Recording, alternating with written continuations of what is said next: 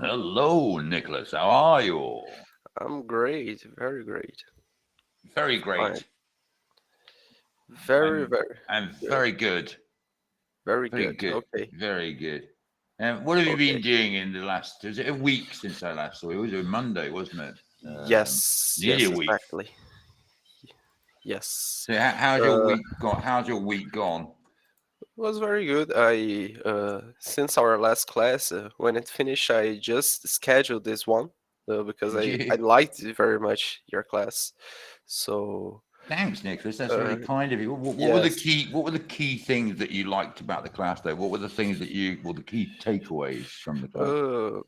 Uh, I felt like it was really, really fluid, the class. Yeah, I didn't had to worry about uh, with you, like the way I'm talking or my pronunciation. I felt really comfortable talking with you. Oh, good. Oh, Oh, no, well, it's good.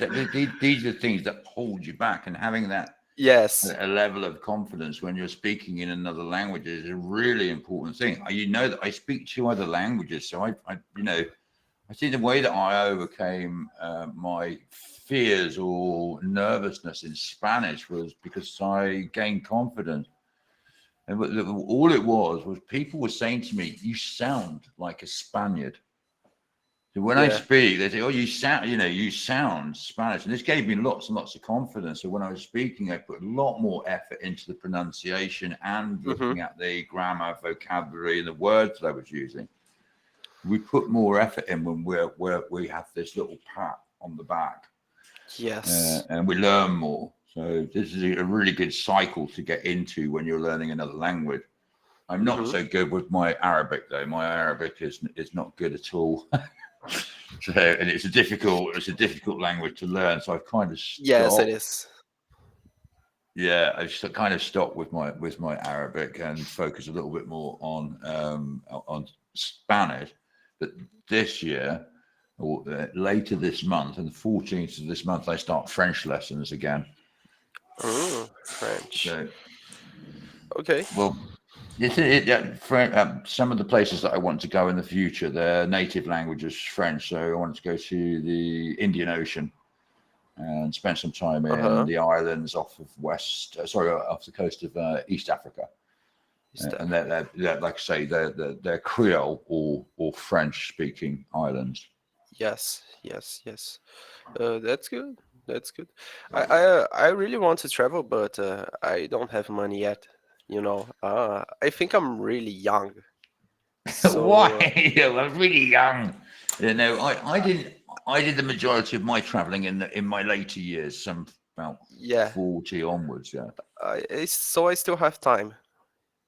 Oh yeah, Uh, yeah. You've got plenty of time. But it's hmm, good to think about ways to earn money remotely and yes. doing that. I started working remotely. I think it was 12 years ago now. So It's a long my time. for my company, so from company director, but I was like, oh, I don't really need to be. Why am I coming to an office every day when Yes. everything's pretty much automated and everybody knows what they're doing? So I thought, but this was at a time when, obviously, it was before COVID. This was at a time when people frowned upon remote working. They didn't want you Yes. to, like me, I didn't want my developers working from home. I thought they'd be sitting there with a can of beer like this, watching football, not not doing their work, not coding or anything, just like smoking a Yeah. cigarette, can of beer. Oh yeah, fool, yeah, like that. That was my perception as well. Uh-huh. But certainly, when you start doing it, you start to realise that if you're regimented enough, and do you know what regimented means? Regimented. Regimented. So if you're regimented enough and you have discipline in what you're doing, that actually working remotely can be a lot more productive and Yes. beneficial to the work-life balance than working from an office. Those are extra hours every day that you get up, go to, commute to work, sit in traffic, sit on the Yes, train. yes. Just remove that element. The days that I go to office is the days that I lost most of my time. Yeah. uh, I lost like 3 hours just in traffic per day. Wow. That's a lot. And in the office, when there's all of people, I'm going to talk to them. Let's drink a coffee. Let's Yeah. chit chat. So it's not as productive as when I'm home, because You're uh, focused when you're at home. yeah, wake up early. I go to the gym. I come back, eat something, then I start to work. Then I have lunch, come back and finish. Yeah. A It's lot just more a work gets straight done. line. Yeah. Much easier. But I think when COVID came along, what we had was social distancing, and of course, people were social distancing in a business sense as well. So they needed to work from home in order to keep commerce running. But Mm-hmm. that changed everybody's attitude then. So people's attitude towards working from home, they started realizing actually you're more productive. Stay at home. Well, there's no COVID. No, stay at home. Yeah, Yeah. don't come to work. You do more work when you're at home, sort of thing. So it is now becoming what you say a trending thing for people to work remotely and become digital nomads or Yes. whatever. I said Yes. before it certainly wasn't. When I first started doing it, it wasn't. So I guess I was one of the pioneers, one of the first that set out to Uh-huh. do this. But it's been an amazing journey. I've lived in a lot of countries. I've had a lot of fun, learned so much, Yeah, from the that's much different better. cultures. And yeah, it makes you more. It's probably the wrong word, but it's like a survival skill. You Yeah. survive in a better way. You understand that there are, because of the different cultural differences. And sometimes I've lived in places where I felt so humbled by how people live in those areas when they've got nothing. They don't Yeah. have anything, but they are smiling, happy, and I'm thinking, wow, we have in the West, if you want to call it that, in the civilized world, if you want to call it that as well, we have Mm-hmm. so much choice that we are, how can I Not say, we take it satisfied for yet. granted. Yeah, we're sort of, I mean, an example would be one of the things that I noticed when I was living in Africa, to go into a supermarket and everything in the dairy cabinet was from one company, just one company. So all the yogurts, the cheese, everything, the milk, the Yeah. cream, everything was just one company that was supplying it. So there isn't choice. There is no choice there. But if you walk into the same in England, you have these huge supermarkets, and they have a chiller cabinet that is like 500 yards long with 25 million different types of yogurt on there on the shelf. You're Yes. like, wow, we've got too much choice. But what does too much choice means? It means we have more wastage. Mm-hmm. We're providing all of these different things. Not everybody's going to like the same thing. They've got so much choice that actually we're overproducing things just to suit the popular demand for people wanting choice when they go to buy bread or they go to buy milk, whatever Mm-hmm. they buy. We are creating these products for them to choose from, but ultimately we're throwing it away. I don't know if you know, in America, the average food bill for an average family in America is $785 a month. That's a lot. Okay.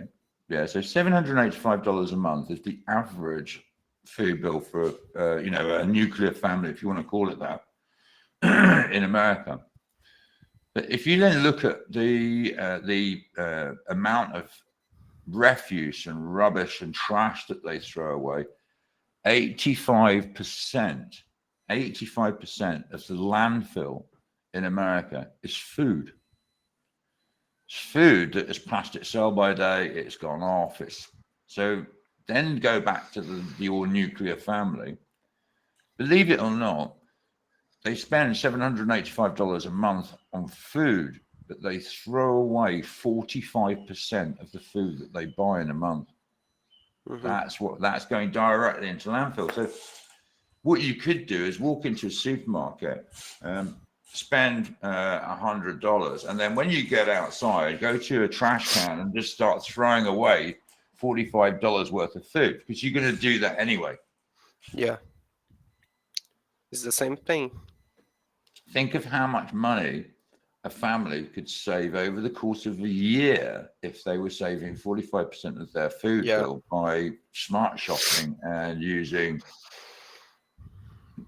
let's say, an application that I've designed. Yeah.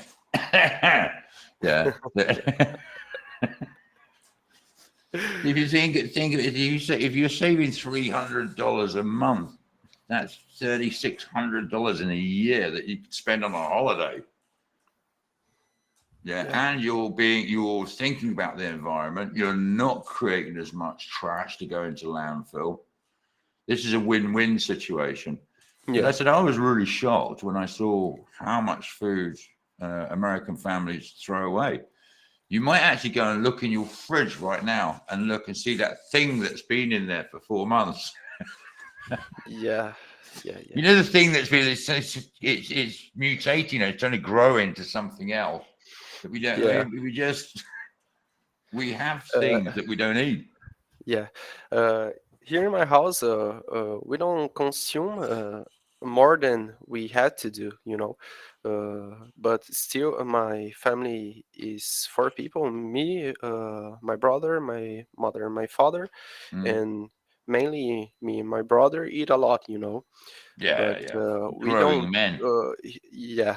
Uh, Here in Brazil, we don't have like this kind of costume of wasting food. You know, it's how can I say? It's like a national tradition. Like when I was growing up, like a child, and my mother said, "You're not leaving the table until you eat all of it." Yeah, me too. Uh, Eat it. so I don't like it. yeah, Eat it. Yeah, it, I don't like it. You're gonna eat it. That's all you're yes, getting. yes. Okay. It's a very common thing here in Brazil, you know. Mm, but I see in other places, like when I go to the office, there is a fridge where you can put stuff that you buy, some things that also the company buy for us, like some Cokes, Pepsi, you know. And some people like drink. There's just a bottle of Oh, Coke, eat half of it, and yeah, leave it in the yeah, fridge for months. yeah. 5 months later, it's turned into Yes. penicillin.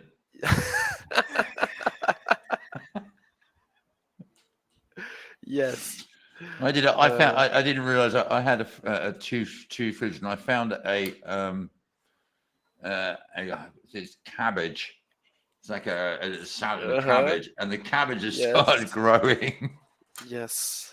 It started Oh. turning into a flower in my fridge. I said, oh, better move that. But now I actually have a clean fridge policy in my apartment here. Yeah. I don't. Everything that I eat is fresh. I Mm-hmm. only eat fresh food, so I don't buy anything in tins or packets or processed or Yes. dried or preserved. So my cupboards are actually bare. If you come here and think this guy's poor, look, he's got no food, I'm not. I just don't want food hanging around. I want to. Yeah. It needs to be fresh vegetables, fish, meat, whatever it is, and I eat it. Like now, I need to go to the store later because my fridge has a bottle of water in it. So it needs, yeah. So I'll replenish every. The store is just there. I've got a massive store right in front of me and walk across the street. Uh-huh. So it's really easy for me to do this fresh food regime. I think if you were living in the Mm-hmm. country, then it's different. You need to buy staple things that will last you. But yeah, no, I've been for 3 years now just eating fresh food every day, and it's marvelous for your health. But it doesn't mean that you're poor. Just that I know anything that comes Yeah. into my house, I'm going to eat it, and it's gone. Yes. There's no waste. Yes. Yes. That's true. So Uh, I still don't do that. That there are some things here that I uh, we could not buy it because we gonna probably not going to consume it, you know. But it's an interesting perspective because I think that we can make it more efficient each time. Like, I'm not going to eat that, so why I'm gonna buy it? You know? The thing is a misconception in when you look at retail, of not that yeah, there's a misconception from the consumer that when you see on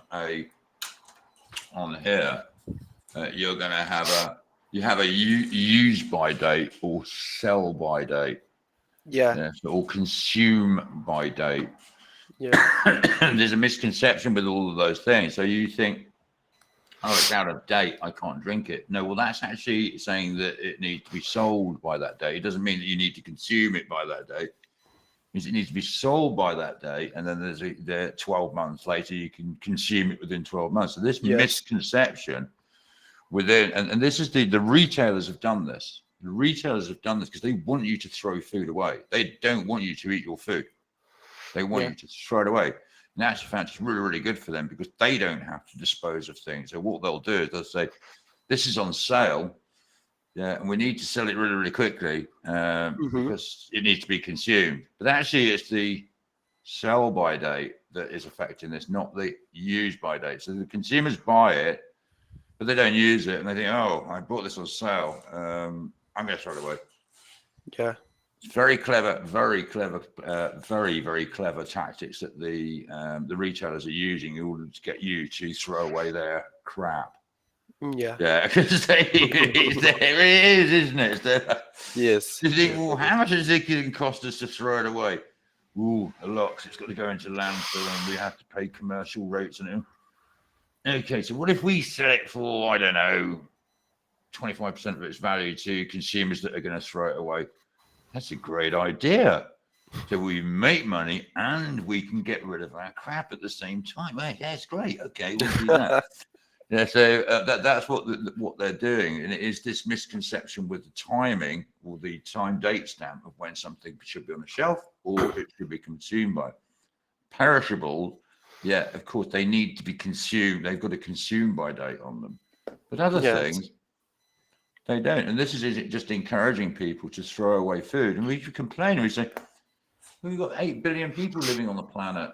2 billion people on the planet don't even have electricity. And actually, 10% of the planet population consume 90% of what the planet produces.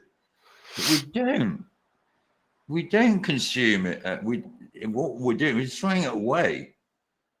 Yeah, we're actually literally throwing away things that have taken a yes, long time to grow and so on.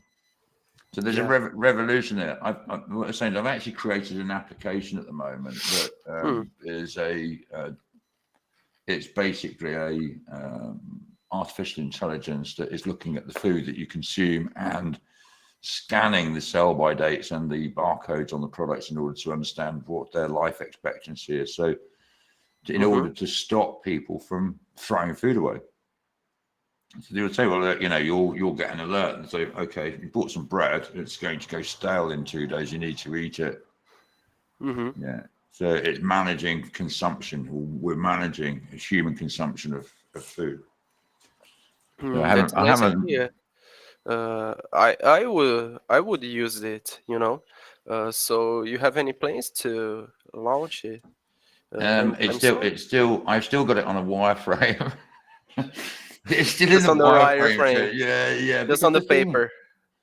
it's in a wireframe because there are the way that information is collected. When we look at something new and innovative like this, it needs to be supported with accurate data Yes. from different sources.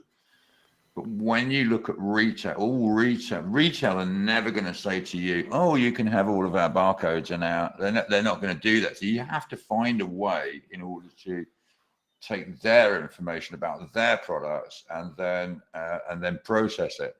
So this is the Mm-hmm. difficulty at the moment, and this is why it's only in a wireframe, is because we're trying to research, well, where do we get the data feeds in order to advise the customer in a correct way?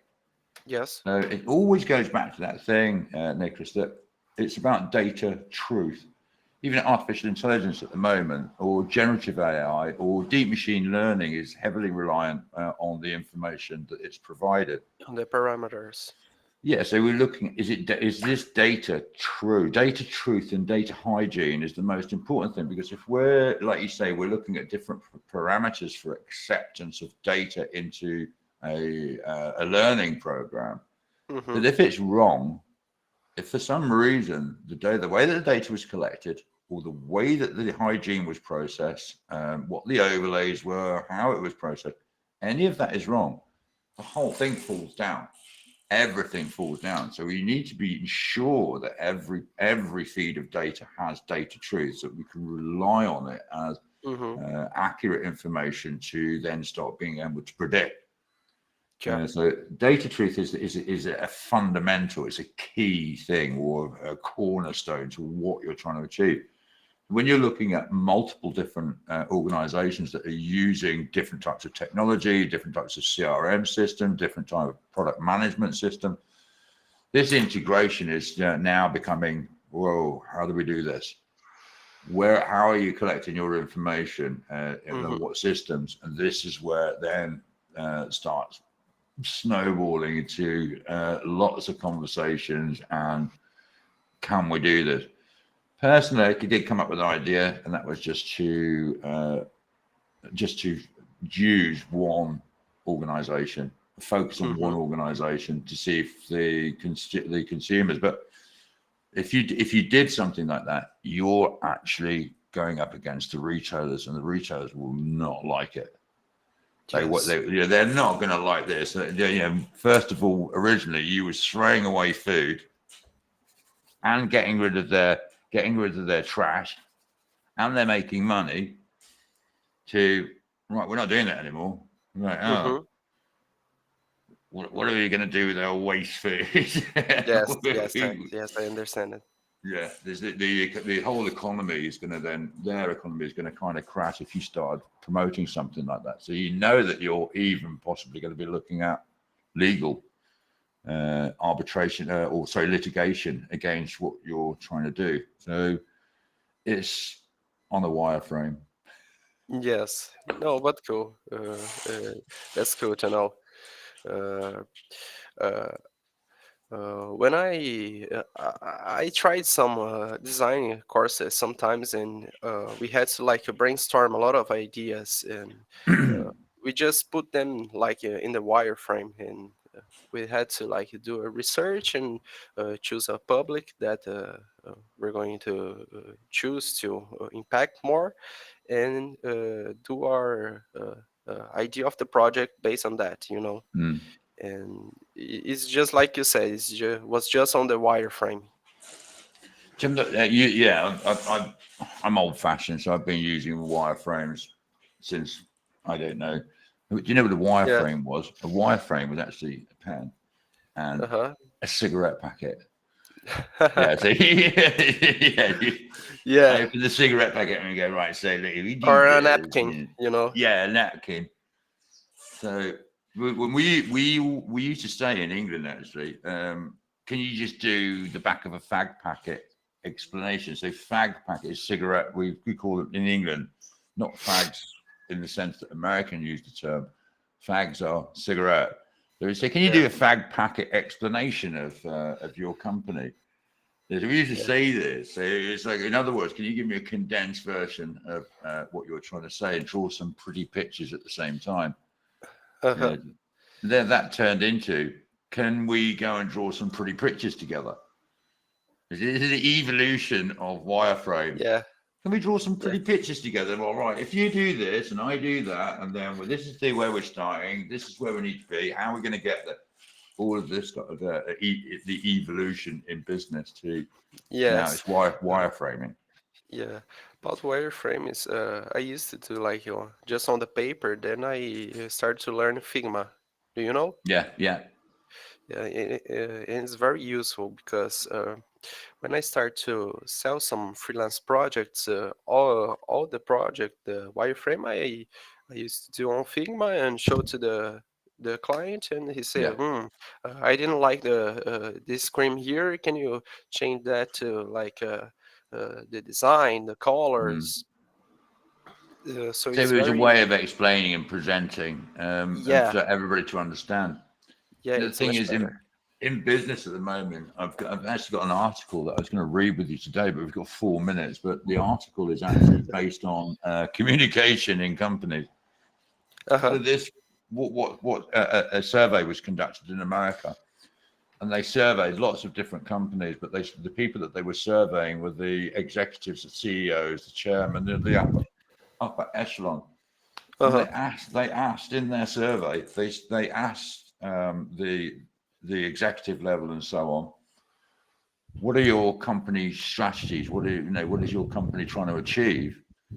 And only 28% of the companies could give a maximum of 3 strategic priorities for their companies. In other words, they didn't know what they were doing, and Yeah.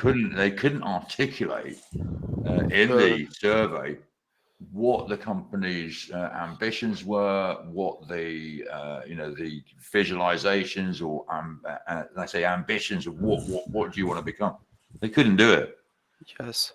So if they can't do it, how does that affect, say, like let's say me and you? It affects me Hmm. and you because we have a career visualization. Our career visualization is going like this. Yeah, I want to develop my career and I'm going like that. But the company visualization could be doing this. Oh, if you don't know what the company visualization is, you're not going to work for them for very long because it doesn't. You can't align it. You're like, well, what am I going to be doing in the future with this Yeah. company? If they're not communicating to me what their visualization is, how can I align it? I can't. So people leave. They Hmm. think, well, I'll go and work at another company. Yeah. Actually, they really care about what happens to me in the future. Yeah. They feel insecure. So I think if you're coming back for another lesson, I think we'll have a look at that. Yeah. But at the same Uh, time, really well. there's we can start integrating as well. I know we've been talking about food and retail Yeah. today, Yeah. but we can start integrating the business jargon. We'll go back into the business jargon and structuring. I think we did that as well, didn't we, with IELTS? You did an amazing job at that. You were really Sure. good at answering questions. So I need to take you to another level of, or another intellectual level Sure. with Yeah. your Okay. English because you can do it. Yeah. You're good Uh, at it. yeah. I think that's a great idea. Like we said in the last class about communication and business language, I can really develop that much more, and also because I'm gonna need it a day. But I said, I think the last one of the last things was core competency that we looked at. So you've got core competency, core values. There's just so many things that you can use in your conversation that Uh-huh. will project power, Yes. charisma, Yes. confidence. Yeah, all this is what you're project when you're telling somebody about what you do or what project that you're working on. This is you're doing it in a very, very confident way and using the right vocabulary that makes people they shut up and listen to Yeah. you. Just listen. Yeah, Yes. they did. When you That's start true. using that, yeah, and they're like, That's well, very wow, true. this guy knows what he's talking about. Yeah. I'm going to Uh, learn. I'll be quiet. yes, and I feel that's more powerful when the person is not a native English speaker, because they Absolutely. studied, they reached that level and had that Yeah. confidence, charisma, like you said, to talk that way. You See, know. it's kind of normal to come from a native English person, but it's not normal to come from someone that's not native. So when you, like you say, when you are using it, it's even more effective. Three Yes. seconds. It was lovely to see you. Enjoy the rest of your day Thank you and for you see too. you Goodbye, soon. Dane. Bye bye.